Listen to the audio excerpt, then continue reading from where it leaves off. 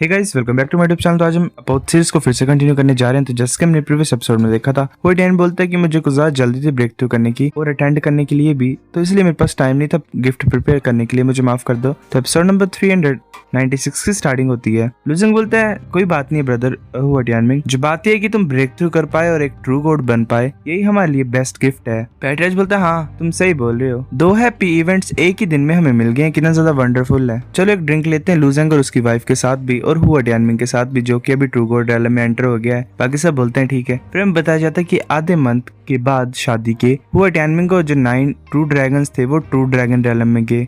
वहां पे उन्होंने 5 क्लोड ब्लैक ड्रैगन को और उसके साथियों को मार दिया। मतलब एक तरह से रिवेंज ले लिया इन्होंने, सीन जो क्रिएट किया था ड्रैगन रैलम के ड्रैगन्स ने, क्योंकि वो जो ड्रैगन्स थे उन्हीं की वजह से जो 9 ड्रैगन ने अपनी बॉडीज खो दी थी। फिर ऐसे ट्रू ड्रैगन वर्ल्ड को भी पूरी तरह से शांत करने के बाद पूरा universe of great expense finally peaceful बन गया था। रिस्ट्रक्टिंग के बाद जिंगवी अपने डिवाइन स्पार्क को खो बैठा। फिर तब से वो यूनिवर्स ऑफ ग्रेट एक्सपेंस में रहने लग पड़ा। जिंगवी की गाइडेंस की वजह से हुआ टियानमिंग को पता लग गया कि असेंड कैसे करना है गॉड डोमेन में, और वो जाने के लिए रेडी था। पर कल लुजेंग बोल रहा होता है, ये मन ही मतलब बता रहा होता है हमें स्टोरी, कि मैंने प्रॉमिस किया था कि मैं गॉड डोमेन में तभी जाऊंगा और उसको फाइंड करूंगा जब मैं अपने डिवाइन स्पार्क को कंडेंस कर पाऊंगा। बट टियानमिंग थोड़े से हेजिस्टेंट थे, मतलब तैयार नहीं थे। मुझे ऐसा लग रहा था कि वो कुछ चीज में से छुपा रहे हैं। फिर हमें कुछ साल बाद का सीन दिखाया जाता है। जितनी बार 28 हेवनली डेस्टिनीज थी यूनिवर्स की, वो एग्जिस्टेंस में आ गई और ग्रेजुअली मतलब रिकवर हो गई। एक नई फोर्स अपियर हुई यूनिवर्स ऑफ ग्रेट एक्सपेंस में। यूलुओ ने एक पावरफुल हेवनली डेस्टिनी को ऑब्टेन कर लिया। यूलुओ 4th टॉप रैंक हेवनली वेनेटेड बन गई यूनिवर्स ऑफ ग्रेट एक्सपेंस में।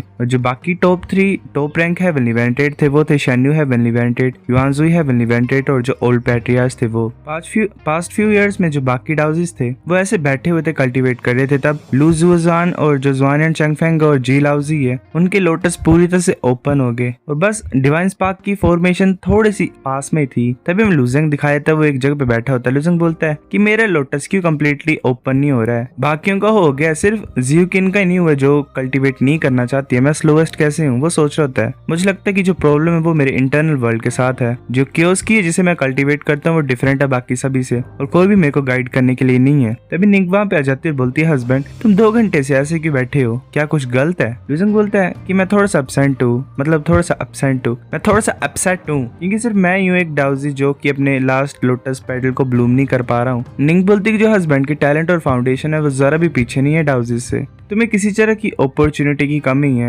अगर तुम ट्रेजर या फिर पिल्स को फाउंड करोगे तो शायद तुम्हारे पास अपॉर्चुनिटी होगी ब्रेक थ्रू करने की। ये सुन के लुजिंग हैरान हो जाता, सोच रहा था हाँ मेरे पास अभी भी इमोशन सर्विंग पिल है। ऐसे तो अफू ने मुझे वार्न किया उसे यूज नहीं करना है, क्योंकि उसने बोला कि एक ग्रेट इम्पैक्ट पड़ेगा मेरे सोल के ऊपर। पर यूनिवर्सल वॉर के बाद 4 इयर्स मैंने कल्टीवेट किया है, तो मेरी जो सोल है वो पहले की तरह नहीं रही है। लुजिंग कूद जाता है वहां से और बोलता है शुक्रिया मैंने फाइंड आउट कर लिया है। निंग चुप होती है, सोच रही होती है। मुझे लगता है कि जैसे ट्रू गॉड रैलम में ब्रेक थ्रू करेगा इसके पास अनलिमिटेड लाइफ स्पैन होगा। ये गॉड डोमेन में जाएगा कुछ ज्यादा लंबे टाइम के लिए, और जब भी वापस आएगा तो मुझे लगता है कि हम सिर्फ हड्डियां बच के रह जाएंगी, मतलब कुछ बचेगा नहीं, हमारा मर जाएंगे। पर अगर हस्बैंड ये परस्यू कर रहा है, मतलब ये चाहता है, तो मैं भी हार्ड वर्क करूंगी। ऐसे तो मेरे पास टैलेंट नहीं है, पर हार्ड वर्क से शायद मैं एक दिन उस तक पहुंच पाऊं। तभी हमें रात का सीन दिखाया जाता है। लुजिंग उस पिल को निकाल लेता और खा जाता है। लुजिंग सोच रहा होता है जो सर्विंग इमोशन पिल है वो अर्थ और हेवन की स्पिरिट है। जैसे मैंने इसे अल्केमिस्ट फर्नेंस से बाहर निकाला था तो ये चुपचाप अपनी इसने कॉन्शियसनेस को कंडेंस कर लिया था, मतलब इसे एक तरह से इंटेलिजेंस आ गई थी। लुजिंग सोच रहा होता सही नहीं है, जो इमोशन सर्विंग पिल है वो कुछ ज्यादा पावरफुल और ये टेक ओवर करना चाहती है मेरी बॉडी के ऊपर। लुजिंग बहुत जोर से चिल्लाता है। लुजिंग ऐसे फिर सोया होता है, उसे लग रहा होता है कि वो चक्कर खाने के गिरने वाला है, मतलब उसे चक्कर जैसे आ रहा होता है। निंग और जियोकिन बोलती है हस्बैंड ये ग्रेट हो कि तुम जाग गए हो, सभी बार जो है वो वेट कर रहे हैं और कुछ ज्यादा चिंता में है तुम्हारी। लुजिंग बोलते है वेल जाओडी और जियोकिन सभी तुम यहाँ पे क्यों हो? जिंगवे बोलता है कि तुम फाइनली जाग गए हो, तुम आधे महीने के लिए कोमा में थे। लुजिंग बोलता है क्या कोमा में था आधे मंथ के लिए? मेरे को ये याद है कि मैंने इमोशन सर्विंग पिल खाई थी। लुजिंग सोचा जो इमोशन सर्विंग पिल थी वो मेरी बॉडी के ऊपर टेक ओवर करना चाहती थी, पर वो काम नहीं किया। अब कुछ ज्यादा ही मार्क्स है मेरी सोल के ऊपर, एनग्रेविंग्स हैं। एम्परर सोल एनग्रेव्ड सील के अलावा पेल गोल्डन स्मॉल स्वॉर्ड्स भी हैं मेरी सोल के ऊपर। अफो बोलते कि मास्टर ने सडनली इमोशन सर्विंग सॉल्विंग पिल को खा लिया था जल्दी से। ये दोनों लेडीज चिंता में थे तो इन्होंने बाकियों को यहाँ पे बुला लिया। पर ये बड़ी प्रॉब्लम नहीं है, जो मास्टर की करंट सोल का लेवल है तो वो पिल को कम्प्लीटली सप्रेस कर सकते हैं। अब मास्टर एक्सपीरियंस कर सकते हैं कि इमोशन सॉल्विंग पिल के क्या वंडर्स हैं जब वो अपनी सोल को थोड़ा सा भी रिकवर कर पाएंगे। तो लुजेंग बोलता है ठीक है। लुजेंग बैठ जाता है एक स्टोन के ऊपर और ऐसे कल्टीवेट कर रहा होता है। लुजेंग बोलता है एम्प्रेस सोल एनग्रेव्ड सील, उसकी जो सील होती है वेल जो सोल की वो बाहर आती है और एक एनर्जी को रिलीज करती है साइड में। लुजेंग सोच रहा होता है कि वेल जैसा मैंने एक्सपेक्ट किया था, जो पावर है सोल की वो जरा भी चेंज नहीं हुई है, पर जो स्मॉल गोल्डन स्वॉर्ड्स है मेरे एम्प्रेस सोल एनग्रेव्ड सील के पास वो मूव कर रहे हैं। ये कुछ ज्यादा अजीब सा है। ये इमोशन सॉल्विंग पिल को हेल्प नहीं करनी चाहिए थी मेरी इमोशन सॉल्विंग डिवाइन डाउ को कॉम्प्रिहेंड करने के लिए, पर ये इतने ज्यादा अजीब से चेंजेस क्यों ला रहा है मेरे सोल के ऊपर। ये जो गोल्डन स्वॉर्ड्स हैं ये सिर्फ एनग्रेविंग्स ही हैं, मतलब मार्क टाइप ही हैं, तो ये स्विम क्यों कर रहे हैं, मतलब मूव क्यों कर रहे हैं? क्या इसका मतलब ये अलाइव है? और ऐसा लग रहा है कि ये मेरी एम्प्रेस सोल एनग्रेव्ड सील को डिस्ट्रॉय करना चाहते हैं। वो जो स्वॉर्ड्स होती हैं वो मतलब पूरी तरह से एम्प्रेस सोल को डिस्ट्रॉय कर देती हैं, वो जो होता है पैटर्न टाइप। लुजेंग सोच रहा होता है कि लिटिल स्वॉर्ड्स के पास ये स्पेशल एबिलिटी है जो कि एम्प्रेस सोल एनग्रेव्ड सील को भी डिवोवर कर सकती हैं। वो स्वॉर्ड्स होती हैं वो मतलब एम्प्रेस सोल एनग्रेव्ड सील की एनर्जी को खा रही होती हैं। लुजेंग सोच रहा होता है इन्होंने मेरी एम्प्रेस सोल एनग्रेव्ड सील को खा लिया और ये जो स्वॉर्ड्स हैं बड़ी हो गई हैं और मेरी सोल के आसपास घूम रही हैं। ये चल क्या रहा है? जो एम्प्रेस सोल एनग्रेव्ड सील है वो मैंने कुछ ज्यादा ही दर्द भरी कल्टीवेशन से पाई थी टावर ऑफ रिफाइनिंग हर्ट में, और वो एक्चुअली में अब डिसअपियर हो गया। क्या इसका मतलब इससे मेरी जो सोल है वो थोड़ी सी पावरफुल हो गई है? लुजेंग अपनी आईज को क्लोज कर लेता है और उसकी जो सोल होती है वो हमें दिखाई देती है। उसके आसपास स्वॉर्ड्स होती हैं, वो जो सोल होती है वो अपनी आईज को ओपन कर लेती है और उसकी आईज में स्वॉर्ड्स ही होती हैं। लुजेंग एक्चुअली में अपनी बार बॉडी में आईज ओपन करता है, वहां पे भी स्वॉर्ड मार्क्स होते हैं उसकी आईज में। लुजेंग सोच रहे थे स्ट्रेंज है, ऐसा लग रहा है जो मेरी सोल और इमोशंस हैं वो थोड़ा दूर दूर जा रहे हैं, मतलब मेरे से, मतलब एक तरह से इसके इमोशंस जा रहे होते हैं। वो सोच रहे थे मेरी जो परसेप्शन है वो भी खत्म हो रही है। अब मैं समझ रहा हूँ जो इमोशन सॉल्विंग डिवाइन डाउ वो एक्चुअली साउल से लिंक्ड है, मतलब साउल से जुड़ा हुआ है। जो इमोशन सॉल्विंग पिल मैंने खाई है वो सबसे ज्यादा इंपॉर्टेंट था इमोशन सॉल्विंग डिवाइन डाउ के लिए। पहले मैंने सिर्फ इविल की के ऊपर रिलाई किया था इमोशन सॉल्विंग डिवाइन डाउ को परफॉर्म करने के लिए, पर इविल की के साथ भी कंप्लीटली मैं अपने इमोशंस को कट ऑफ नहीं कर पा रहा था। तो इसीलिए अब मैंने इमोशन सॉल्विंग डिवाइन डाउ, क्योंकि जो इमोशंस होते हैं रात के वो असुरा से इनहेरिट होते हैं, और लास्ट में यही बात आ जाती है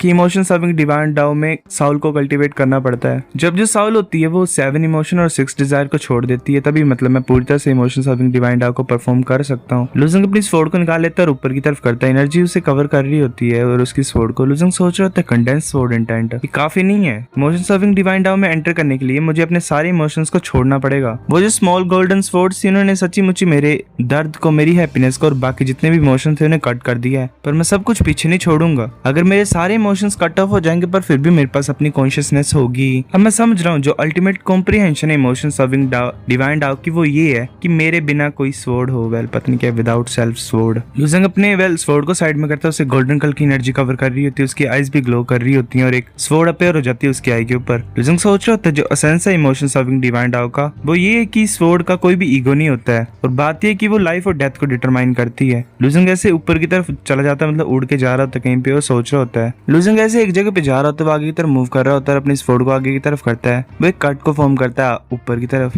लुजेंग रुक जाता है और सोच रहा होता है कि एक मोमेंट में मैं तो पूरी तरह से भूल ही गया था खुद को। हर कुछ जो इस वर्ल्ड में है वो मेरे से दूर उड़ के जा रहा है। मैं सिर्फ इस स्वॉर्ड इंटेंट को फील कर पा रहा हूँ और कुछ चीज को नहीं कर पा रहा हूँ। सिर्फ एक स्वॉर्ड स्ट्राइक वही होती है जिसमें भूल गया हूँ, वही खतरनाक होती है। पता नहीं क्या बोलता रहता है राय, why the hell it is so difficult to translate.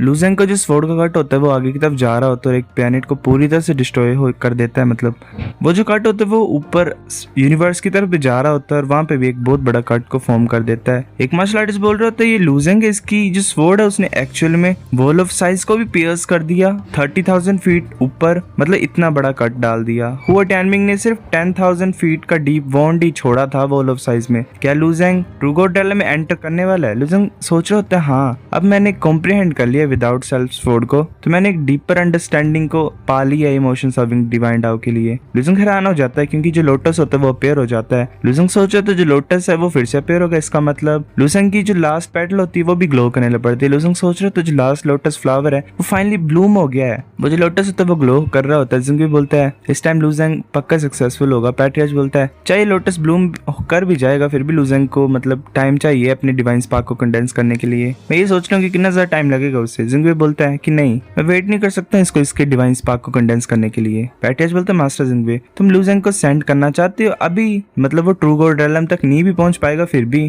God domain में? जिंगवे बोलता है हाँ। पैट्रियाच बोलता है पर जो कंपटीशन है गॉड डोमेन में वो कुछ खतरनाक होता है। ऐसा लू जेंग का टैलेंट अनकंपेरेबल है किसी के साथ भी, पर फिर भी ये बहुत बड़ा रिस्क है। जिंगवे बोलता है कि मेरा आइडिया नहीं पर मास्टर का है। हम सभी को पता है कि लू जेंग एक ऐसा मैन है जो कि आउट ऑफ ऑर्डिनरी है। वो तो मैं एक चीज बता देता हूँ, शायद ये डिवाइन स्पार्क को कंडेंस भी ना कर पाए, पर सच्ची बात ये है ना कि इसे डिवाइन स्पार्क की जरूरत नहीं है। पैट्रियाच बोलता है तुम्हारा कहने का क्या मतलब है? सो गाइस एपिसोड नंबर 396 इतना था। अगर आपको वीडियो पसंद तो लाइक करो, नहीं बेफिर लाइक कर दो, शेयर करो दोस्तों के साथ, कमेंट करके बताओ अगर आपको वीडियो कैसी लगी, सब्सक्राइब करो। तब तक के लिए बाय बाय।